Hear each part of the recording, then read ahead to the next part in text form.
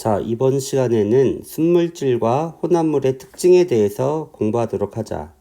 순물질과 혼합물의 특징, 학습 목표를 보면은 순물질과 혼합물의 특징을 설명할 수 있다. 순물질과 혼합물 어떻게 구별할 수 있는지 특징을 알면 우리가 구별할 수 있기 때문에 이 특징을 이용해서 순물질과 혼합물을 구별하게 될 거야.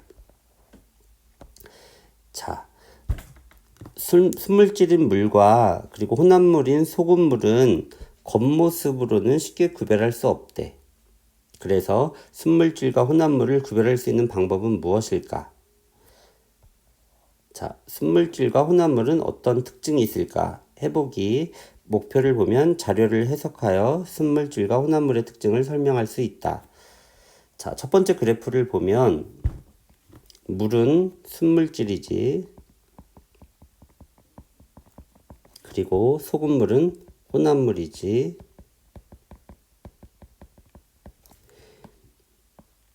물은 어떤 특징을 갖고 있냐면 1기압에서 끓는 점이 100도야. 100도. 이렇게 수평한 부분이 이렇게 나타나지. 이렇게 수평한 부분은 우리가 상태 변화가 일어나는 구간이고 이때 온도가 바로 뭐냐면 끓는 점이라고 했어. 근데 이 순수한 물, 즉 순물질인 물에 소금을 넣으면 혼합물이 되는데 소금물은 어떤 특징이 있냐면 끓는 점, 순수한 물은 100도에서 끓는데 소금물은 더 100도보다 온도가 올라가게 돼. 그래서 이것을 우리는 뭐라고 하냐면 끓는 점 올라갔다. 그래서 끓는 점 오름 현상이라고 그래. 끓는 점 오름. 그래서 우리가 이제 계란 같은 것을 삶아 먹을 때 물에다가 소금을 넣고 계란을 삶잖아. 그냥 물만 넣고 계란을 삶으면 물이 끓을 때 100도에서 끓으니까 계란이 100도에서 이제 익어가는 건데 소금을 넣으면 물이 100도보다 더 뜨겁게 된다는 거야. 105도 이렇게 올라가니까 더 뜨거운 물에서 계란이 익으니까 소금물에서는 더 잘 익게 돼. 그래서 계란을 삶을 때 소금을 넣어서 삶기도 하지. 더 빨리 익으라고. 자, 요번엔 냉각할 때 이제 온도 그래프를 보면 순수한 물인 이 순물질인 물은 1기압에서 온도를 냉각시키면 수평한 부분이 나타나는데 이 수평한 부분이 있을 때 이때 상태 변화가 일어나는데 이 상태 변화가 일어나는 온도 요게 바로 어는 점이잖아. 어는 점. 근데 소금물 혼합물이 되면 어떤 일이 벌어지느냐? 어는 점이 더 낮아지지. 어는 점이 낮아져. 어는 점이 내려가. 그래서 어는 점 내림이라 그래.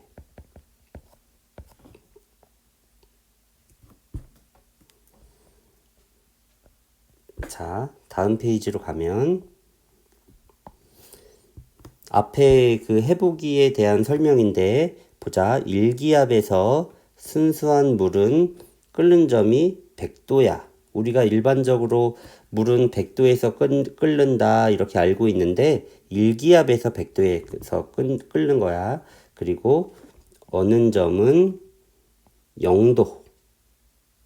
이렇게 순물질인 물은 어떤 특징을 가지고 있냐면 끓는 점은 100도, 어는 점은 0도 이렇게 갖고 있는 이것을 고유한 성질이라고 그래.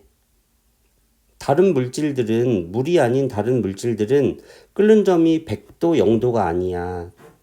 물질이 달라지면 끓는 점, 어는 점은 달라져. 그래서 1기압에서 100도에서 끓고 0도에서 어는 물질이 있다. 그러면 걔는 무조건 물인 거야. 그래서 이것을 고유한 성질이라고 해서 물질의 특성이라고 그래.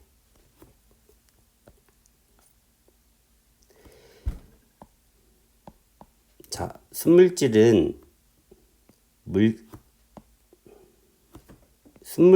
물질마다 물질의 특성이 달라. 그리고 순물질이 섞여 혼합물이 되면 물질의 특성도 달라져. 소금물은 어떻게 달라지느냐? 소금물은 혼합물이 됐지. 혼합물. 그리고 요 물은 순물질이지.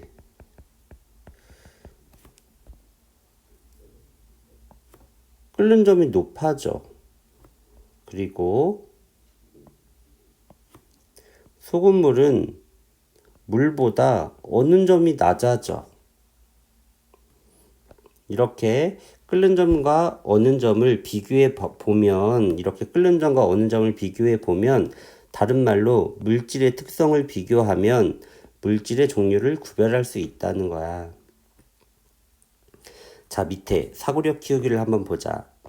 자, 오른쪽에 비커에 있는 액체를 보면 눈으로 보기에는 투명한 액체로 다 똑같지. 그래서 왼쪽에 있는 게 순물질인지 오른쪽에 있는 게 순물질인지 아니면 혼합물인지 우리는 구별할 수가 없어. 그래서 어떻게 이걸 구별할 수 있느냐? 순물질은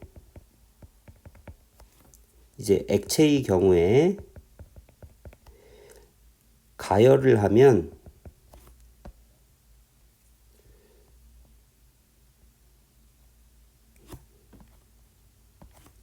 온도가 올라가다가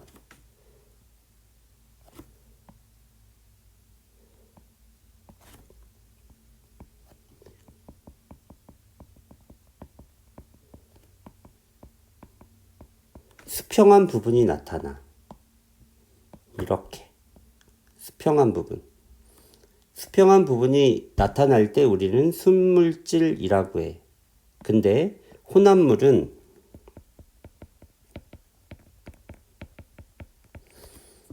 얘도 액체일 경우에 가열하면 두 가지로 나타나. 첫 번째는 액체에 고체를 녹인 경우, 두 번째는 액체에 액체끼리 섞은 경우. 액체에 고체를 넣은 경우는 소금물 같은 거지. 그래서 이 경우에는 그래프가 어떻게 나타나냐면 가열하면 이렇게 나타나. 온도가 올라가다가 순물질은 어떻게 된다 그랬지? 이렇게 수평하게 된다 그랬지. 순물질은 이렇게 되는데 액체 속에 고체를 녹인 물질은 수평하지 않고 이렇게 비스듬한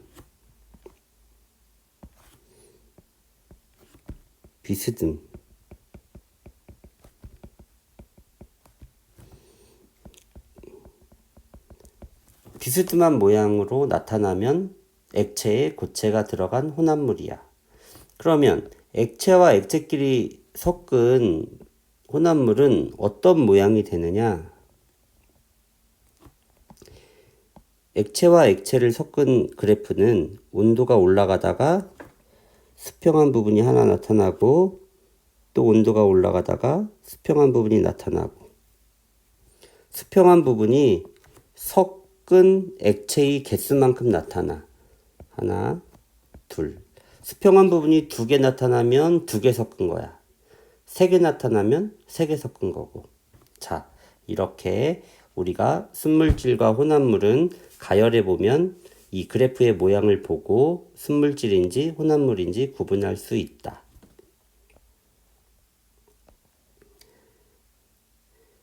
자, 우리 일상생활에서 순물질의 특성을 활용하고 또는 혼합물의 성질을 활용하는 경우가 있는데 요 밑에 이제 그림을 보면 일상생활에서 혼합물을 어떻게 활용하는지 혼합물의 성질을 활용하는 예 좀 중요하거든. 자, 첫 번째 그림을 보면 빙판길 눈이 왔을 때 뭘 하느냐? 염화칼슘을 뿌리는 거야. 눈 위에다가. 눈이 내린 길에 얼었지. 거기다가 염화칼슘을 뿌리면 물보다 어는 점이 낮아져. 그럼 만약에 여기 온도가 현재 0도라고 해보자. 0도.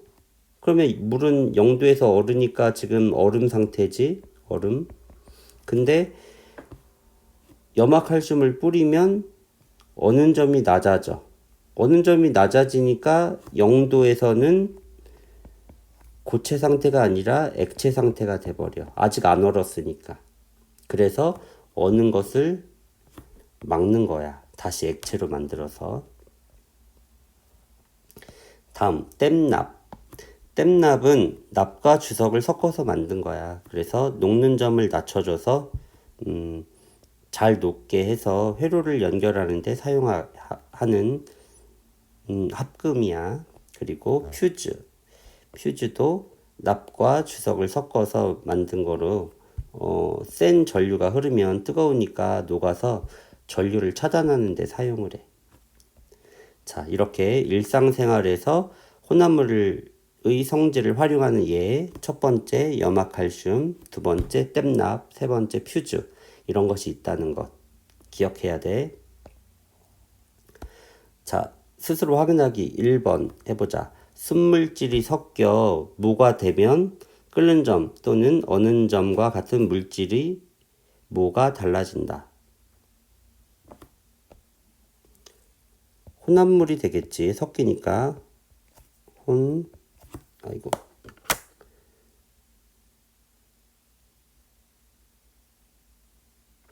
자, 혼합물이 되겠지. 그리고 끓는 점 또는 어는 점과 같은 뭐라 그랬지? 끓는 점, 어는 점은 물질의 특성이 된다 그랬어. 그래서